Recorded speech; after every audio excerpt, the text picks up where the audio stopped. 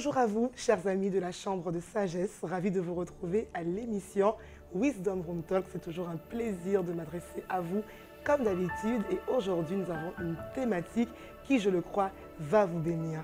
Être l'épouse heureuse d'un homme heureux. Et pour en parler, je ne suis pas seule, je suis avec mon ami, ma sœur, le pasteur Karel Ambouroué. Bonjour pasteur Karel. Bonjour pasteur Aïda, ça va Massis? Tellement contente de te voir. Toujours un plaisir d'être dans l'atmosphère de la Wisdom Room. Ah vraiment, cette chambre où on peut échanger à cœur ouvert sur des sujets qu'on n'a pas toujours l'occasion de pouvoir aborder, faute de cadre prévu à cet effet.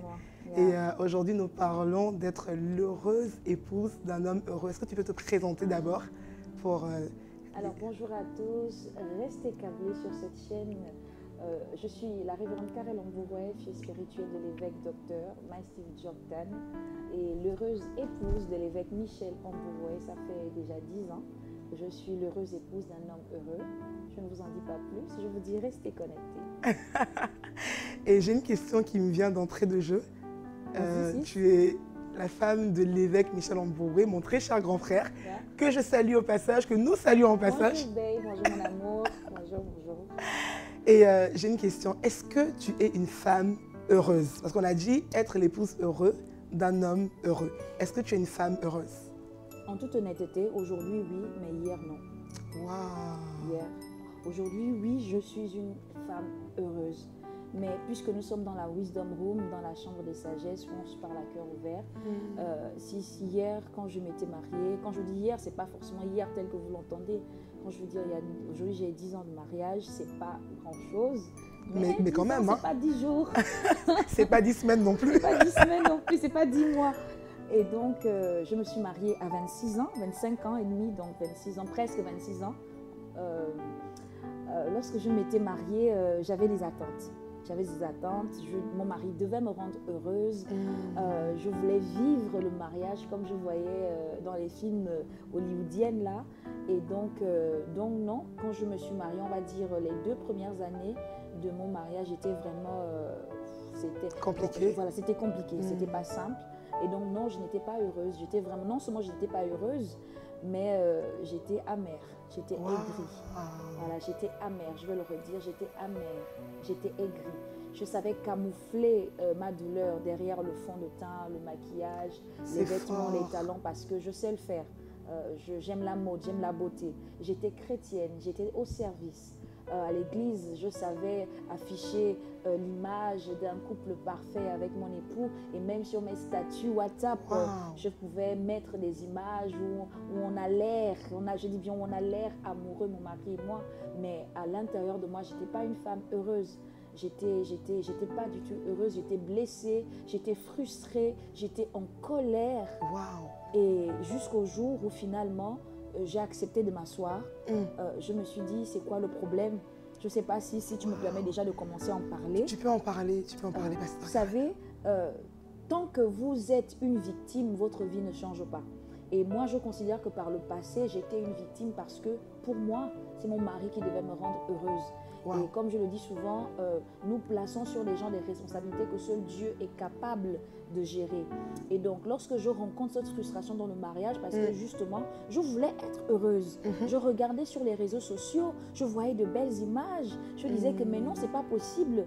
Pourquoi dans mon foyer, il y a des problèmes? Pourquoi il y a des obstacles? Alors que les autres semblent être heureux. En apparence, quand je vois les images, les photos, tout semble être parfait chez les autres. La première chose que Dieu, dans mes temps de frustration, la première chose que Dieu a commencé à m'apprendre, c'est m'asseoir. Donc, j'ai commencé à m'asseoir, à me poser les bonnes questions. Parce que vous savez, si vous ne faites pas l'effort de faire une introspection de votre situation, d'ailleurs, la Bible dit en parlant de l'enfant prodige, la Bible dit étant rentré en lui-même. Donc, parfois, vous devez accepter de rentrer en vous-même, de vous poser les bonnes questions. Pourquoi je vis ce que je vis? Pourquoi je ressens ce que je ressens? Pourquoi et si j'étais dangereuse, quand mon mari et moi on allait bien, oh my God, que j'étais gaie, que j'étais joyeuse. Mais quand j'avais des problèmes dans mon foyer, ça affectait même mon travail. Ça dit qu'au travail, j'étais désagréable. À l'église, j'étais... Et encore pire pour moi, bon, pas pire, mais encore pour moi, mon mari était pasteur. Vous savez, quand vous êtes la femme d'un homme de Dieu, vous ne devez pas laisser transparaître vos émotions. Bien sûr. Vous devez être sage. Et donc, parfois, à l'église, si c'était mon mari qui prêchait et que je le voyais prêcher avec onction comme il sait le faire, dans mon cœur, je disais, regardez-moi ce charnel. Je crois qu'on passe tous par ce moment-là où on regarde notre mari mais bien sûr, un peu bizarrement. Mais j'étais dangereuse parce que justement, je considérais que mon mari était responsable de mon malheur. Mais c'est là toute la beauté de Dieu, parce que lorsque finalement je commence à accepter d'aller vers Dieu et de m'asseoir, Dieu me dit, mais non, en fait, tu fais les choses, en fait, à l'envers. À l'envers. Premièrement, tu dois accepter, tu dois être au contrôle de ton bonheur. Vous savez, ce verset m'a délivré de Proverbe 18, 22, si je ne me trompe. La Bible dit, oh my God, les hommes ne m'en voulaient pas quand je vais lire ce verset. Parce que vraiment, la Bible dit, celui qui trouve une femme trouve le bonheur. C'est une grâce qu'il obtient de l'Éternel. Écoutez, la Bible dit, celui qui trouve une femme trouve le bonheur. Ça veut dire que la femme est un bonheur. Yes. Ça veut donc dire que la femme n'a pas besoin de chercher le bonheur en un homme, parce qu'elle-même, elle est déjà un bonheur. En réalité, la femme est l'incarnation du bonheur. Donc, tout ce qu'elle est, c'est le bonheur. C'est le bonheur. Mais le problème que moi j'avais à l'époque, c'est que je n'avais pas la révélation de cette vérité. Vous savez, un homme de Dieu a dit, votre liberté commence là où votre ignorance s'arrête. Comme je n'avais pas la révélation de cette vérité, je ne savais pas ce qui était en moi.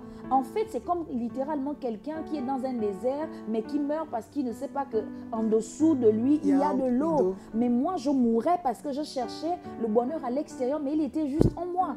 Donc, en réalité, ce n'est pas moi qui suis bénie d'avoir un homme, mais c'est l'homme qui est béni de m'avoir, parce que lorsqu'il m'a, je suis l'incarnation du bonheur dans sa vie. Donc, en fait, nous venons dans des milieux où on nous fait croire que tant qu'une femme n'est pas mariée, elle ne peut pas être heureuse. En réalité, non. Sans prétention aucune, j'aimerais dire que tant qu'un homme n'est pas marié, c'est lui qui n'est pas heureux. Parce qu'il n'a pas encore trouvé le bonheur.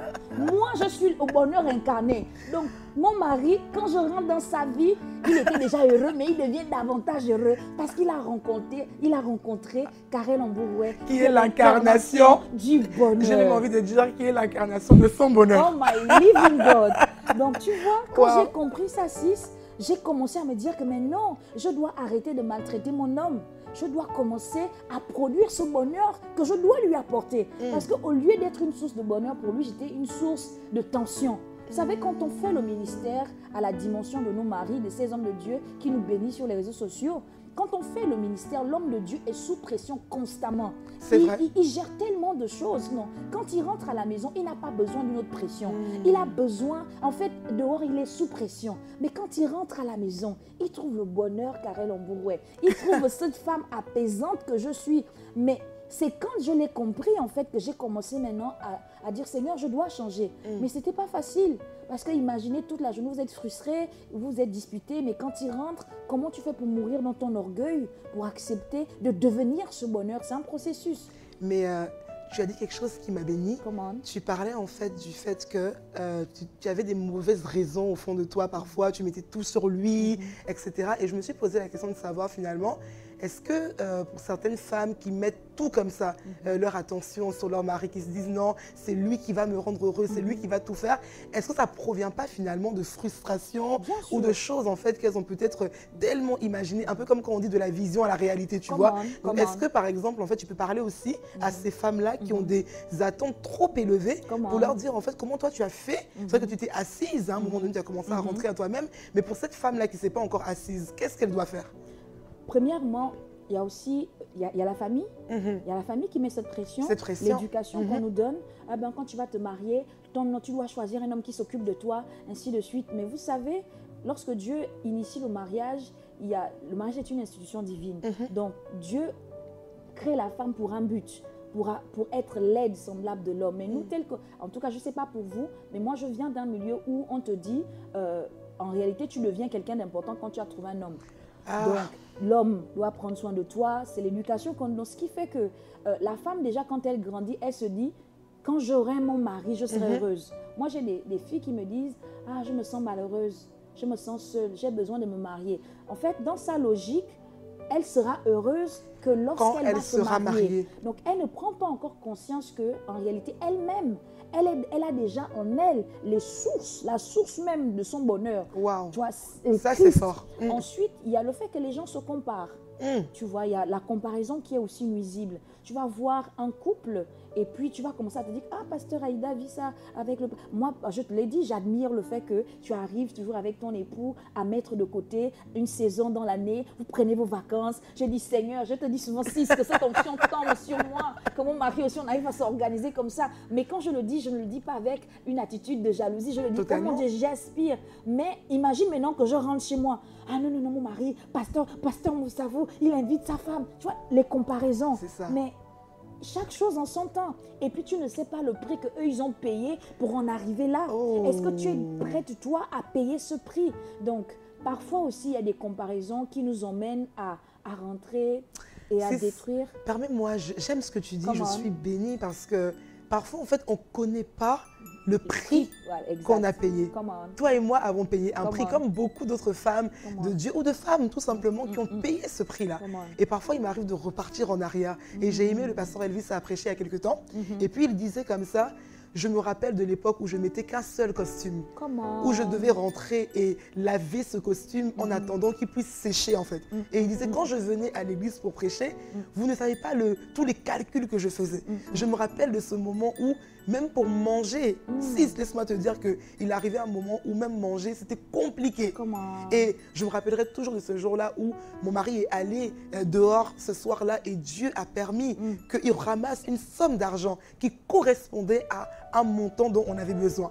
C'est comme ça que Dieu, un peu comme les corbeaux qui nourrissent, là, c'est comme ça qu'il a fait. Et parfois, sans vouloir rentrer dans trop de détails, on oublie tout ce processus par lequel on est passé et on a tendance à regarder que le résultat.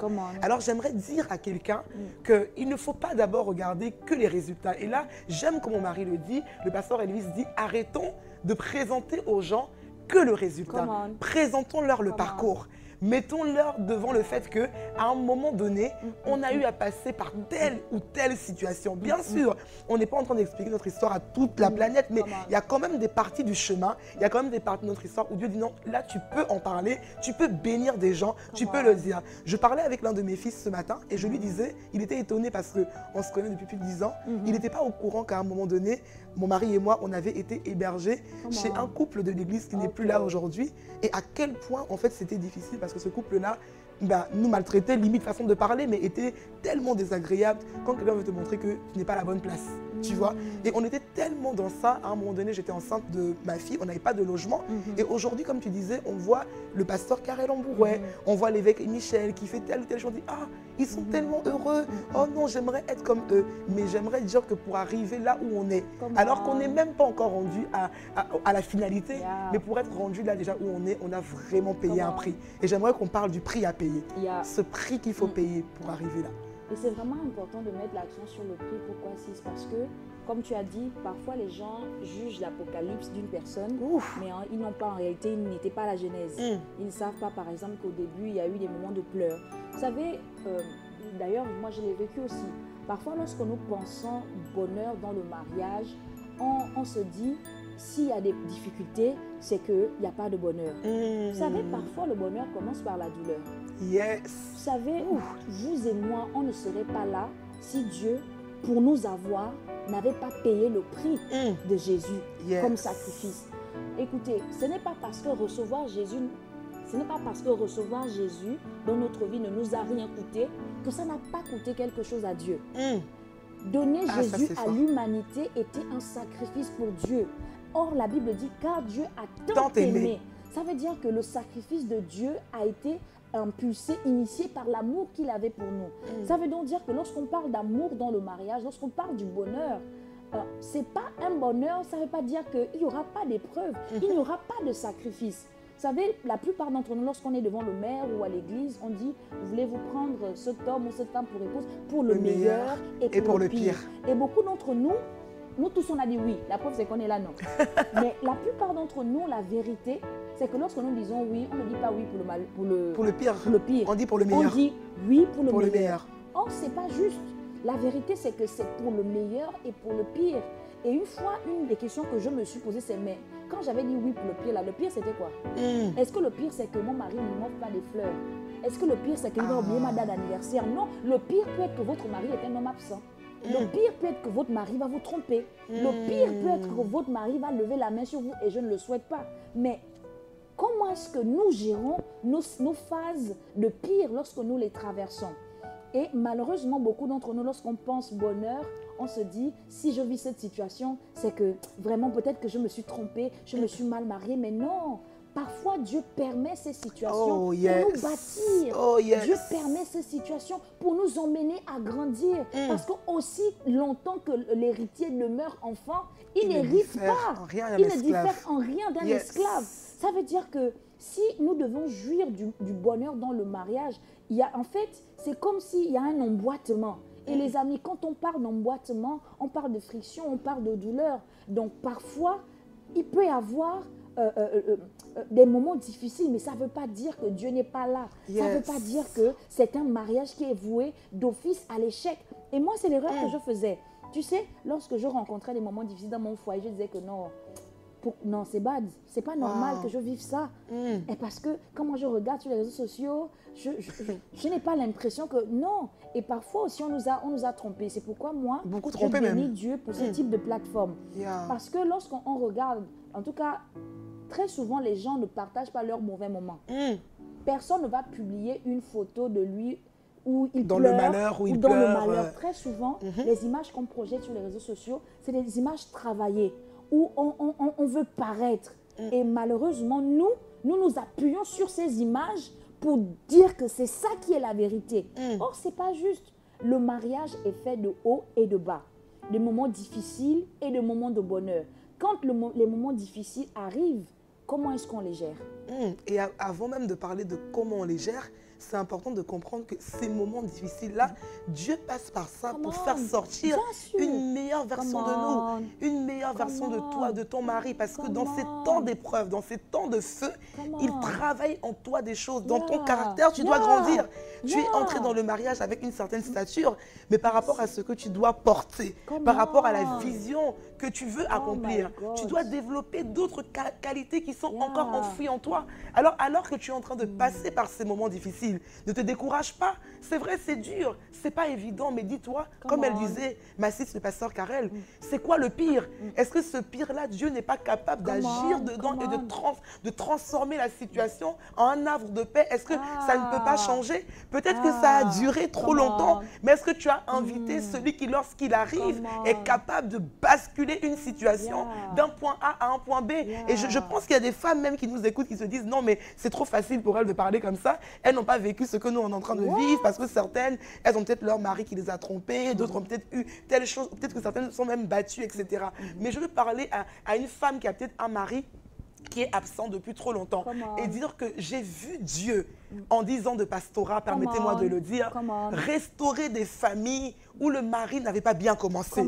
J'ai vu une femme venir témoigner, oh Seigneur merci, et venir dire, j'ai vu Dieu changer cet homme qui pendant près de 7 années, 6 Karen, 7 années, elle dit cet homme était bizarre, il sortait n'importe comment, il était même alcoolique et on ne le savait pas. Mais Dieu l'a transformé en un prédicateur par les prières de son épouse qui ont fait en sorte qu'à un moment donné, la volonté de changer naisse en lui. Je dis que c'est possible de rencontrer ce Dieu qui change les gens. C'est possible. Moi j'y crois, je crois vraiment que c'est possible parce que moi, je ne serais pas là, en fait. On ne serait pas là. Et vous savez, lorsque vous grandissez dans un milieu qui vous a façonné, qui vous a donné une certaine forme, c'est difficile lorsque finalement vous rencontrez Dieu et vous devez accepter que Dieu vous donne une nouvelle forme. Moi, dans le milieu dans lequel j'ai évolué dans un milieu où les couples se battent, les couples se parlent avec violence verbale, les couples se balancent des marmites. Donc, quand moi je grandis dans ce milieu, quand je me marie, pour moi, c'est se battre, être violent dans les paroles, c'est normal. Mais non, ce n'est pas normal. Mais c'est le chemin en grandissant que j'ai reçu. Donc, il a fallu que j'accepte que Dieu me reprogramme en fait. Que Dieu me reprogramme et me donne une nouvelle forme. Et parfois, c'est ça qui fait mal. Tu sais, moi, au début, lorsque j'ai commencé, j'ai venu au mariage, j'avais un problème avec la soumission. J'avais un problème avec la soumission parce que je me disais, mais je vais me soumettre, pourquoi en fait? Est-ce que toi tu fais tout ce que je veux? Est-ce que toi tu m'aimes comme je veux? Parce que j'avais l'impression que c'est moi qui devais dicter à mon mari comment il doit m'aimer. Tu vois, donc je me dis, je ne peux pas me soumettre parce qu'en plus, moi je suis femme. Peut-être que vous ne savez pas, les femmes c'est une ethnie au Gabon en fait, et généralement cette ethnie, les femmes sont autoritaires, cette ethnie, belliqueuses. Voilà, elles sont comme les BT chez nous en Côte d'Ivoire. Et donc, je voulais emmener cet esprit dans mon mariage, mais non. Parfois, nous-mêmes, c'est pas que notre mariage ne peut pas être un havre de paix, c'est que nous-mêmes, nous refusons de changer. Nous refusons d'accepter que Dieu nous façonne. Et donc, tant que je résistais à Dieu, je ne voulais pas. Je disais non, je ne peux pas changer, je ne peux pas me soumettre. Pourquoi je vais me soumettre? Pourquoi je vais me soumettre? Mais un jour, j'ai dû accepter que Dieu me brise en fait. J'ai dû accepter d'être à ma place. J'ai dû accepter que mon mari était le chef. Et aujourd'hui, je n'ai pas de mal à l'appeler mon Seigneur. C'est vraiment mon Seigneur. Et quand je le dis, je le sens dans mes tripes. C'est mon chef, c'est mon Seigneur. Quand il me parle, je dis oui et amen. Et même quand je ne suis pas d'accord, je dis oui. Et puis je m'en vais attaquer dans la prière. Je dis Seigneur, regarde, ton serviteur, étends ta main, descends. Parce que, agis, fais quelque chose. Si vous voulez gagner avec un homme, ne le résistez pas. Dites oui et puis allez seulement dans la prière. Dans la prière. Je ne sais pas comment ça Non, il y a quelque chose que tu dis qui me bénit, c'est le fait d'avoir accepté de sortir en fait du schéma. Exact. Et beaucoup de femmes, beaucoup de personnes, hommes ou femmes d'ailleurs, arrivent avec des schémas en fait. C'est-à-dire quand tu arrives, tu as toujours vu ta mère ou peut-être ta belle-mère ou peu importe, ou bien quelqu'un dans la famille te dire non, c'est comme ça. Et je veux vraiment encourager des femmes qui ont grandi avec un certain schéma. La manière dont tu as grandi, c'est pas toujours forcément bon. Il y en a qui n'arrivent pas à quitter leur culture.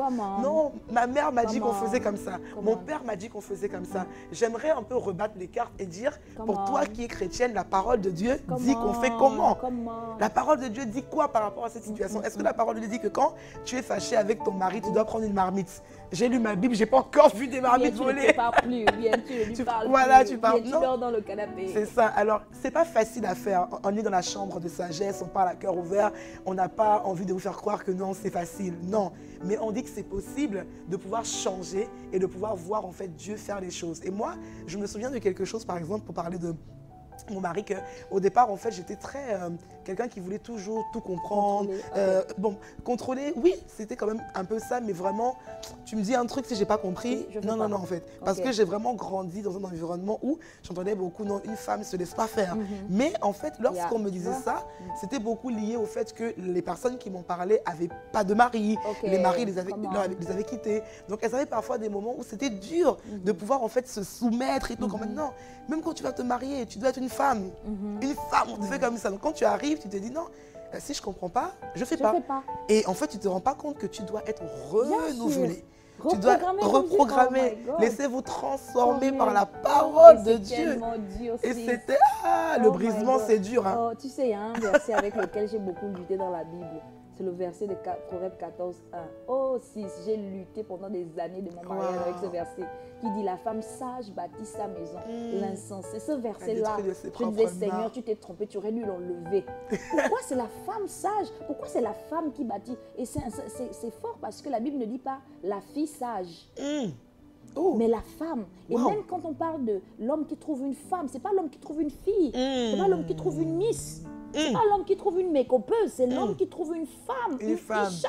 La femme sage bâtit. Donc, et l'insensé renverse. Et parfois, je me disais, quel type de femme je veux être pour mes enfants? Est-ce que je veux que mes enfants me voient comme une insensée ou bien comme une femme sage? Et ensuite, cette portion de texte laisse entendre que si un foyer fonctionne, c'est grâce à la femme. Et si un foyer ne fonctionne pas, c'est à cause de la femme. Et donc, j'ai lutté avec cette portion de texte. Je disais que non, mais Seigneur, tu ne peux pas tout mettre sur nous. On encaisse déjà tellement. Mais il a fallu que j'accepte. Et quand j'ai accepté, en fait, j'ai arrêté d'attendre que mon mari fasse. J'ai décidé d'être le changement que je voulais voir. Je voulais être heureuse. C'est pourquoi j'aime le thème être l'épouse heureuse d'un homme heureux. C'est difficile de rendre quelqu'un heureux quand vous-même vous n'êtes pas heureux. Ah, dis ça. C'est plus facile d'apporter le bonheur à quelqu'un quand vous-même vous êtes conscient que vous êtes vous êtes rempli de bonheur en fait. Et donc quand j'ai commencé à être heureuse en Dieu, parce que ça aussi c'est important. Très important, j'allais en venir. Lorsque vous êtes en relation avec un homme qui est épanoui dans son ministère, qui est à fond, et vous êtes à la maison, vous ne faites rien, l'inactivité tue. L'inactivité redis ça. Gris. L'inactivité Quand tue. une femme ne connaît pas son identité, elle ne sait pas ce à quoi elle est appelée, elle veut se définir par le titre. Parce que moi, j'étais très forte dans ça. Je voulais être définie maman pasteur. Maman pasteur, et now what? Ça change la vie de qui que tu sois maman pasteur? Il faut que tu trouves ton identité. Pourquoi Dieu t'a placé à côté de cet homme? Quelle est la valeur ajoutée que tu es dans la vie de cet homme? Et tu sais, Sis, quand j'ai commencé à me découvrir, à connaître, en fait, à me rendre compte que waouh, je suis une valeur ajoutée pour mon époux. J'ai commencé moi-même à m'épanouir aujourd'hui. Je n'ai pas de raison de combattre le ministère de mon mari parce que je comprends. Je me dis, comment je peux faire en sorte que ce qu'il fait ait beaucoup plus d'impact. Parce que c'est ça, une aide semblable. Totalement. Quelle est l'aide que j'apporte? Et une fois, mon mari avait dit ça, ça m'avait tellement énervé, mais c'était la vérité. Il dit, la plupart des femmes, vous voulez épouser des hommes qui vous encouragent dans les affaires, qui vous soutiennent. Mais ce n'est pas ce que la Bible dit. Hein. Ce n'est pas l'homme qui est censé soutenir tes affaires. Ce n'est pas pour ça que Dieu... Non, c'est toi qui es censé embellir le jardin, la mission, la vision que Dieu lui a donnée. Mais tu sais, tant qu'on ne comprend pas, comme j'ai dit, votre liberté commence là où votre ignorance s'arrête. Tant que tu ne comprends pas, tu luttes. Ce que tu ne comprends pas, tu le combats. Tu vois, Mais finalement, je pense que quelqu'un peut se demander aussi comment être finalement heureuse, tu vois. C'est-à-dire qu'on peut dire oui, il faut que tu sois heureuse. Quand j'ai découvert que je devais être heureuse, mais pour ces personnes-là qui se demandent peut-être comment faire pour être heureuse, qu'est-ce qu'on peut leur dire? Moi, j'ai deux chemins, en tout cas deux choses qui ont marché avec moi. La première chose, c'est que j'ai trouvé ma place en Dieu. J'ai trouvé mon identité. Aujourd'hui, je cherche encore. Je ne maîtrise pas tout, mais je sais, j'ai une bonne idée de ce pourquoi Dieu m'a créé, premièrement. Ensuite, une fois que vous avez la révélation de votre identité, Dieu vous montre la feuille de route. D'ailleurs, il dit, tu es pierre, et sur cette pierre, Donc, il te dit qui tu es, ensuite, il te dit ce qu'il va faire avec toi. Donc, quand j'ai découvert quand j'ai trouvé ma place en Dieu, je sais ce à quoi Dieu m'appelle, en fait, je m'épanouis. Et c'est beaucoup plus facile pour moi d'être une aide pour mon mari parce que je suis déjà moi-même épanouie. Mais tant que je ne savais pas qui j'étais, je voulais me définir dans le titre ou bien dans le fait que j'étais madame telle. C'est ça. Parce que, je vous fais un témoignage. Je me rappelle, vous savez, il y a souvent les sœurs aigries qui sont dans l'église. Quand tu te maries, elles t'appellent encore Karel. Ah, Karel, ça va. Ça m'énervait. Sérieux, ça m'énervait. Je disais que non. Madame Mbouroué. Mais la vérité, c'est que qu'elle m'appelle Karel ou Madame Mbouroué, ça ne change rien à qui je suis. Tu es Karel. Mais voilà, je suis ce que je suis, en fait. Yes. Mais il y avait que... En fait, c'est parce que j'étais complexée. C'est ça qui est la vérité. C'est le complexe. Tu touches un bon point. C'est le complexe qui faisait que, quand elle m'appelait Karel, j'avais l'impression qu'elle me diminuait. Quel que soit le nom que tu me donnes, je sais qui je suis. Il n'y a rien que tu vas dire sur moi ou déclarer sur moi qui va m'emmener à changer le regard que tu as sur moi. Et donc, aujourd'hui, appelle-moi Karel, appelle-moi Pasteur Karel, appelle-moi Madame Mbouroué. Moi, Karel Mbouroué, je sais qui je suis. Sérieux. Et c'est des vilains complexes qui font qu'on ne s'en rend pas compte, mais on essaie de se cacher derrière des titres pour camoufler qu'en réalité, on ne sait pas qui on est. On est complexé. Et beaucoup de personnes se cachent derrière les titres. Bien on sûr. n'en parle pas souvent, sûr. Mais beaucoup de personnes ont relié leur bonheur au fait d'avoir un titre. Si on m'appelle peut-être Madame la PDG, Madame, là je me sens bien, je me sens importante. Mais j'aimerais te dire que la personne qui t'a donné de l'importance, c'est la personne qui a fait couler son sang pour toi. Et c'est vraiment lui, tu dois réaliser véritablement que tu as de la valeur, non pas à cause du titre que tu portes, mais à cause de ce qu'il a fait et ce qu'il a dit que tu es. Alors dès l'instant où tu sais qui tu es, et tu dois le découvrir. Parce que beaucoup de personnes n'ont pas découvert ce qu'elles sont et elles ne savent pas ce qu'elles doivent faire. Moi, j'ai aimé à un moment donné découvrir ce que Dieu m'appelait à faire. Alors j'ai compris que Dieu est tellement sage qu'il a prévu que le mariage soit comme une compétition complémentarité. C'est-à-dire, je ne suis pas pasteur Elvis, le pasteur Elvis n'est pas pasteur Aïda, mais nous deux ensemble, ça crée une diversité qui nous rend complets. Donc à un moment donné, j'ai vu par exemple que dans ce que Dieu nous appelle à faire, dans le ministère depuis plusieurs années, lui, il travaille d'une certaine manière. Moi, j'ai un excellent don d'organisation que tu connais. Alors quand il y a certaines choses qu'on doit faire, j'apporte ma pierre dans ce qu'on doit bâtir, je viens organiser l'événement, j'organise même des aspects de sa vie. Et il devient meilleur, comme tu disais. Il est encore plus heureux parce qu'il voit que, waouh, en fait, cette femme est vraiment mon aide. Ce qu'elle apporte contribue à me faire aller plus loin. Je me rappelle, il y a quelque temps, quelqu'un lui faisait un témoignage pour dire, waouh, on a vu l'apport de cette femme dans ta vie. Et il était content, il le témoigne souvent. Et c'est important de pouvoir comprendre que tu as quelque chose à apporter. Beaucoup de personnes ne savent pas, je t'assure, ma sis, je crois que tu le sais, beaucoup de femmes, je parle à mes sœurs, ne savent même pas ce qu'elles doivent apporter. Elles ne savent pas comment l'apporter, elles ne savent pas ce qu'elles doivent apporter. Rentre en toi-même. Il y a des dons et des talents qui sommeillent en toi. Il y a des qualités, il y a des chances que tu as. Peut-être que ton mari est quelqu'un de colérique. Toi, tu as la douceur. Ce n'est pas pour rien que tu sois quelqu'un de très douce et que chez toi, ça se manifeste facilement. Peut-être que la Bible dit qu'une réponse douce calme la fureur. Peut-être que par cette réponse, tu vas apaiser ton foyer. Alors ne te dis pas, moi, je suis juste douce. Et le problème qu'on a souvent, c'est qu'on se dit, je n'ai rien, je suis juste comme ça, tu vois. Donc c'est ça, quoi. Non, c'est très fort, c'est vraiment très fort. Et c'est un problème majeur. En tout cas, moi, j'ai eu la possibilité de discuter, d'avoir des discussions avec certaines femmes, jeunes femmes dans le ministère, mariées à des hommes de Dieu.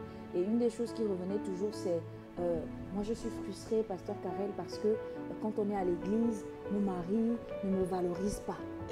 Mais ma sœur, c'est pas un homme de te valoriser. Jésus, son sang, t'a déjà valorisé. Depuis, il y a de cela 2000 ans, tu es déjà une perle. Tu es valorisé. Il y a ce verset dans la Bible où la Bible dit que Christ nous a rachetés à un si grand prix. Glorifiez donc Dieu dans votre corps et dans votre esprit qui appartiennent à Dieu. Tu vois, ça veut dire que Jésus a déjà payé ce prix. Et donc, quand moi, Karel Ambouroué, je prends conscience de ce prix que Dieu a payé, mais en fait, je suis une perle, je suis un trésor. Et donc, dans tout ce que je fais, que je travaille, que je marche, que je m'habille, que je prie, que je prêche, je dois glorifier Dieu dans mon corps et dans mon esprit qui appartiennent à Dieu. Ce n'est pas le mariage qui me valorise. Ce n'est pas le mariage qui fait que quand je passe, on m'acclame. Ce n'est pas le nom de mon mari. Non, quand on parle de la femme vertueuse, on dit la femme qui est louée. C'est celle qui craint l'Éternel. C'est celle qui craint l'Éternel, qui s'est attachée à Dieu, qui a cette intimité, qui connaît son identité. Quand elle passe, et même la Bible dit que son mari est loué aux portes de la ville. Son mari n'est pas loué parce qu'elle a le make-up, parce qu'elle a les talons, parce qu'elle sait s'habiller. Son mari est loué parce que c'est une femme qui craint l'Éternel. Et donc, quand nous, femmes, on a réussi à prendre cette place en Dieu, on est inébranlable. Il n'y a aucun homme qui peut t'emmener à croire que tu n'as pas de valeur. Et je profite pour dire à une sœur que depuis que tu es mariée, tu as eu à croire qu'il fallait que ce soit ton homme qui te rende heureuse. J'ai envie de te dire, ma sœur, que toi-même, tu es déjà un bonheur incarné. Tu es une source de bonheur. En fait, tu es un bonheur ambulant. Partout où tu vas, tu dois apporter le bonheur, tu dois apporter la joie. Apporte la joie. N'accepte pas que le diable t'emmène à croire qu'en réalité, tu ne peux pas être heureuse. Sois au contrôle de ton bonheur. Tu peux décider de faire de ton foyer un havre de paix. C'est une décision, c'est une volonté, mais surtout, c'est un prix que tu dois accepter de payer. Parce que c'est les prix, les nuits de prière, accepter de mourir, accepter de descendre. Parce que nous, les femmes, on n'aime pas ça. On aime bien que nos maris nous aiment, mais on n'aime pas la partie où il faut se soumettre. Accepter de descendre, de mettre nos maris à leur place. Parce que quel que soit le poids ou la valeur qu'on apporte à leur vie, à la fin, ils sont chefs. Ce sont nos chefs. Et je vois une femme qui écoute, qui doit vraiment changer la trajectoire de l'histoire en acceptant de pouvoir se soumettre, de remettre en fait son foyer en ordre. je vois vraiment quelqu'un qui avait inversé la tendance. Toi, tu voulais être chef alors que Dieu a dit que toi, ta place, tu n'es pas chef, c'est l'homme qui est le chef de la famille. Et je sais que c'est un discours qui dérange parfois dans notre société où tout le monde se veut être égal, mais dans la pensée de Dieu, ce n'était pas comme ça. Il faut que tu puisses, et je vois cette femme qui se dit, mon mari ne m'aime pas, mais il faut que tu puisses redéfinir les choses et revenir à ta place afin de pouvoir lui permettre de pouvoir s'exprimer, exprimer son amour dans toute la profondeur, la largeur, la longueur et la hauteur. Ah, vraiment, nous sommes bénis. Et il y a tellement à dire, mais comme tu le sais, dans cette émission de Wisdom Room, on a toujours cette rubrique qu'on ne veut absolument pas manquer. Et nous aimerons sans plus tarder passer à la rubrique Ask. Alors, Pasteur Karel, il y a plusieurs questions qui ont été retenues par l'équipe. Et notre sœur Sabine dit, je suis mariée à un chantre, mais je le trouve plus épanoui lorsqu'il est dans le service. Et elle dit, il passe peu de temps avec moi, je me sens seule et délaissée par moments. Peut-on dire que je suis jalouse de son bonheur? Moi, je ne pense pas que la sœur Sabine est jalouse du bonheur de son mari. Je pense par contre qu'elle a envie d'être heureuse. Parce qu'en réalité, elle voit que son mari est heureux. Premièrement, ça l'interpelle parce que la vérité, c'est que toutes les femmes veulent voir leur mari heureux. Mais je ne veux pas que tu sois heureux en dehors de moi. C'est-à-dire que si tu veux être heureux, je veux que ce bonheur-là vienne de moi. C'est ce que la Bible dit pour le bonheur. Mais donc aujourd'hui, elle doit se poser les bonnes questions. Pourquoi elle a cette impression? Est-il possible que peut-être quand son mari rentre à la maison, la Bible dit que vaut mieux être à l'angle d'un toit plutôt que d'être dans la femme querelleuse. Est-il possible que son mari est épanoui à l'extérieur parce que, je dis bien, est-il possible est épanoui à l'extérieur parce que quand il est à la maison, peut-être c'est une femme querelleuse. Que peut-être quand son mari est à la maison, ils se sont sous pression, ils ne se sentent pas valorisés, ils ne trouvent pas la paix. La vérité, c'est que, Saint-Esprit, est-ce que tu me permets de dire, on est à la télé. Vous savez, pendant longtemps, je pensais que j'emmènerais mon mari à changer quand je lui parle des choses que je n'aime pas chez lui. C'est-à-dire, je pensais que plus je lui parlais des choses que je n'aimais pas chez lui, plus il allait changer. Mais je me rendais compte que ça ne marchait pas. Plus je lui parlais de ses mauvais côtés, plus il avait tendance à vouloir rester loin de moi. Écoutez, personne ne veut rester avec une personne qui lui rappelle que tu n'es pas assez bien, que tu as des défauts, que tu dois changer. Mais quand j'ai commencé à louer mon mari pour des petites choses, j'insiste, j'ai commencé à louer mon mari pour des petites choses, je me suis rendu compte qu'il aimait naturellement maintenant venir dans ma présence. Parfois, quand il balayait, mon mari, il ne faisait pas la vaisselle. Mais quand il lui arrivait, mon mari est quelqu'un de très organisé. Alors, toi, tu es très organisé, mais chez nous, c'est l'inverse. Mon mari qui est plutôt très organisé. Mais comme souvent, son travail, le ministère, il rentrait tard. Parfois, quand je trouvais qu'il avait fait la vaisselle, je dis, oh chérie, tu as fait la vaisselle. Oh, merci beaucoup. Tu es un homme merveilleux. Mais dans mon cas, je dis, mais tu as aussi oublié de faire. Mais je fais exprès de faire taire. C'est-à-dire que je ne veux pas gâcher cet instant de bonheur. Même si c'est juste une petite action qu'il a eu à faire. Mais le fait que j'ai eu à le louer, la prochaine fois, il aura envie de faire plus. Et je me rappelle une fois, il était rentré tôt. Et puis, je ne me suis pas comportée comme les autres fois. Où genre, quand il rentre tard, oui, tu rentres toujours tard. C'est toujours moi qui passe en dernier pour ça. Mais cette fois-ci, j'ai dit, oh, tu es rentré tôt, mon Dieu, je suis reconnaissante. Tu veux que je fasse quoi pour toi? Tu veux manger quoi? J'étais tellement agréable que ça donne envie de rentrer à la maison. Mais quand tu rentres à la maison, tu n'as pas payé l'eau, tu n'as pas payé le courant, il y a ça à faire, facture. Les hommes n'aiment pas ça. Et moi, j'étais beaucoup comme ça. J'étais vraiment comme ça, en fait. Je suis tellement perfectionniste, tellement tout doit être carré. Moi, je suis très... tu me connais.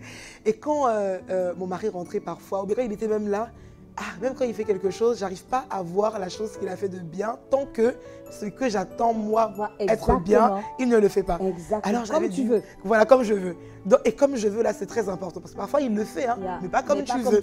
Alors, tu te sens tellement frustré. Tu te dis, non, mais comment il peut ne pas faire? Et moi, je le verbalisais. À chaque fois, je disais, non, mais regarde, Chou, t'as pas fait ça. Et un jour, il m'a fait asseoir, il m'a dit, mais en fait, toi, il n'y a rien qui va dans ton décor. Exact. Il n'y a rien, il y a tout qui ne va pas. C'est-à-dire que je n'ai pas fait ça, mais et quand j'ai emmené les poubelles dehors, et je disais, mais bon, en même temps, les poubelles, tu dois déjà le faire. Voilà. Et en fait, il me faisait réaliser que non, en fait, je peux ne pas le faire.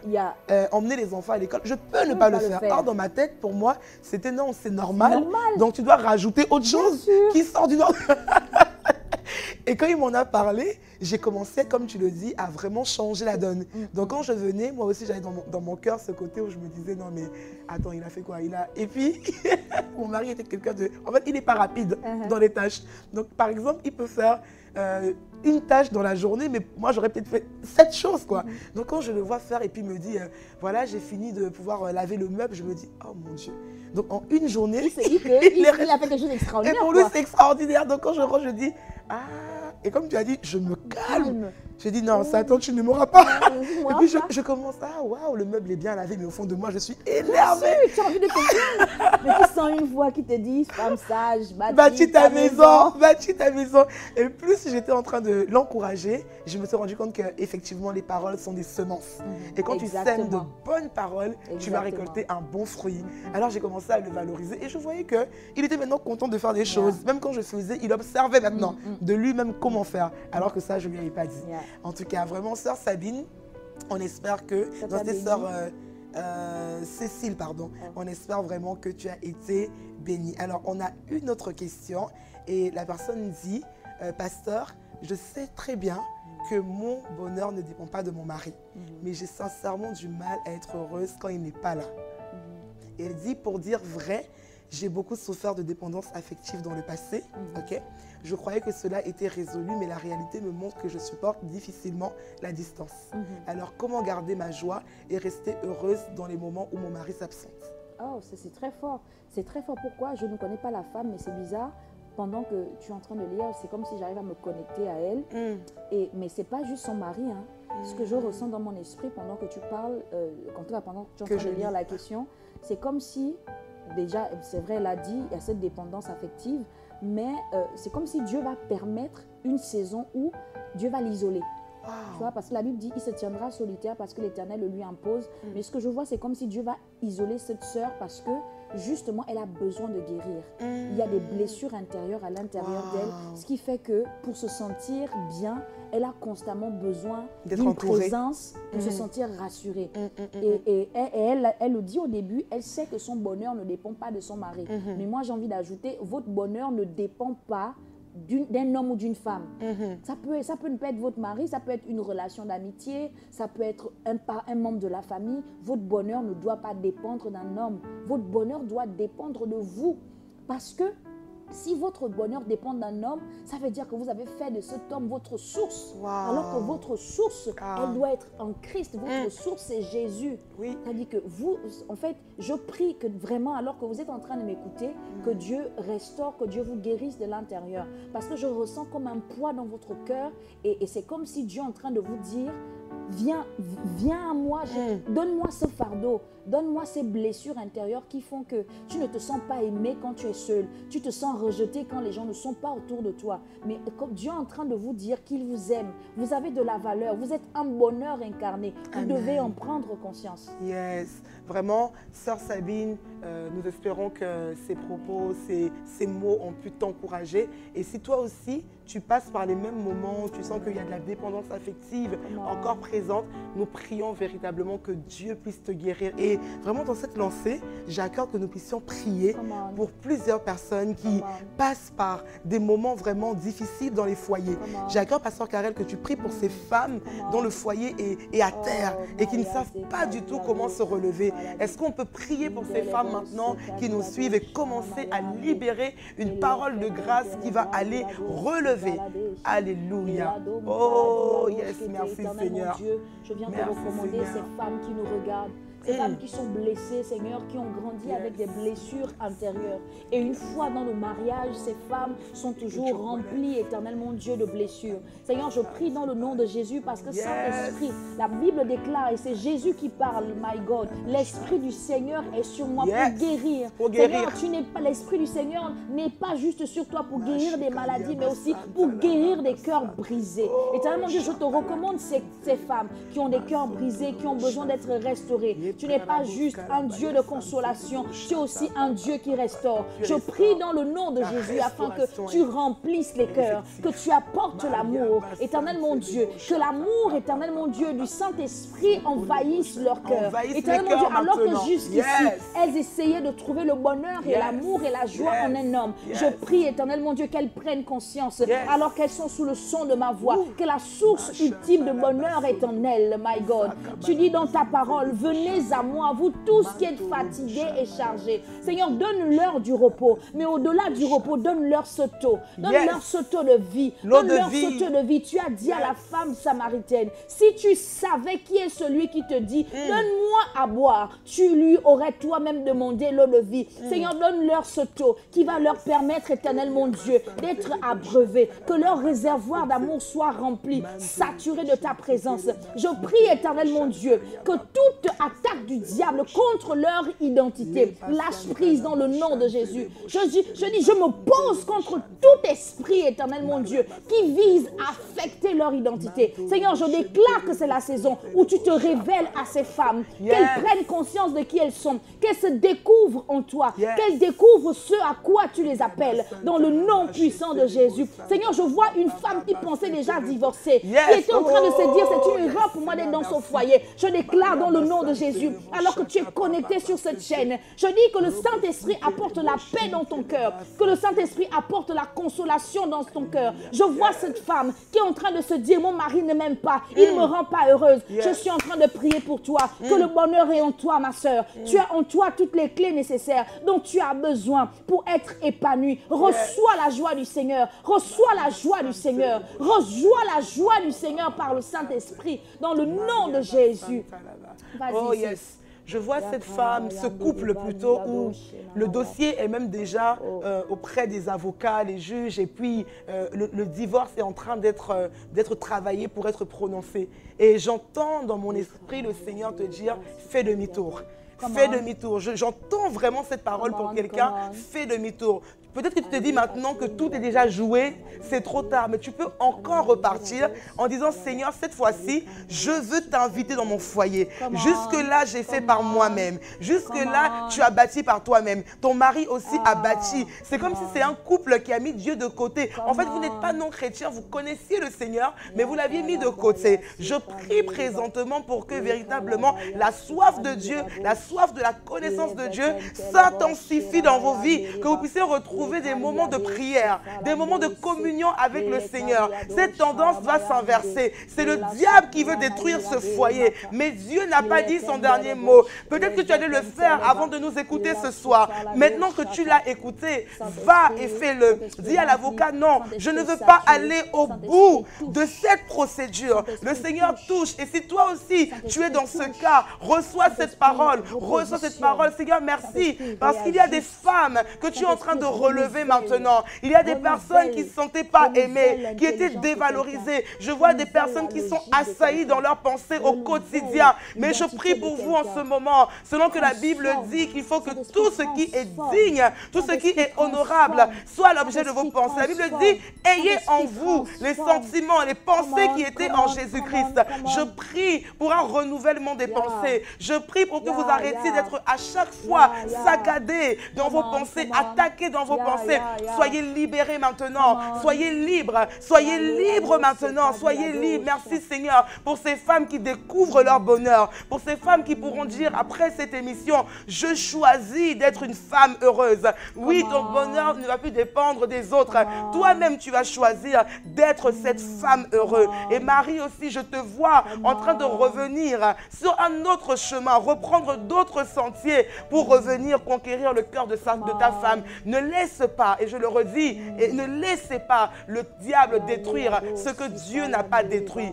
Continuez à croire que des cendres peuvent renaître la splendeur au nom de Jésus. Amen. Au nom de Jésus. Oh, nous sommes bénis. Pendant que tu étais en train de prier, je voyais cette femme un peu comme Abigail. Vous savez, il y a vraiment des femmes qui sont mariées à des hommes pas simples. Tu vois, et pendant que tu étais en train de prier, je voyais cette femme-là qui est en train de dire, mais regardez, elle parle de quoi cette femme? Mon mari est violent, il est comme ça, il est comme ça. Et pendant, voilà, et pendant que tu parlais, je voyais comme Abigail, vraiment, vous êtes une femme sage, mais vous avez épousé un Nabal. Ce que j'ai aimé avec Abigail, c'est qu'elle n'a pas accepté de se laisser affecter par la folie de Nabal. Malgré le fait que son mari était un homme insensé. D'ailleurs, Nabal veut dire imbécile, veut dire insensé, fou. Malgré le fait que son mari était fou, elle n'a pas accepté de se laisser affecter. Elle est restée sage. Quand elle pouvait, d'ailleurs, tout à l'heure, on le disait, une réponse douce calme la fureur. Je prie que dans cette saison, que le Saint-Esprit, Dieu vous remplisse de sagesse divine, pour que lorsque vous allez encore être devant des situations compliquées, que vous sachiez quoi dire, que vous sachiez comment Dieu est capable de vous utiliser pour le changer. Et si il refuse, comme Dieu a fait avec Nabal, eh ben, Dieu va régler son compte. Mais vous, refusez que cette situation affecte votre cœur. Gardez votre cœur. Ce que je ressens le besoin de vous dire, c'est que vous devez refuser que votre cœur soit affecté négativement. Que Dieu vous bénisse. Refusez que votre cœur soit affecté négativement. Et c'est sur cette note de fin qu'on veut véritablement vous laisser réfléchir. Et nous prions vraiment que la présence de Dieu remplisse vos cœurs, que la présence de Dieu continue à agir au-dedans de vous. On vous souhaite une très bonne journée. On vous dit à très bientôt.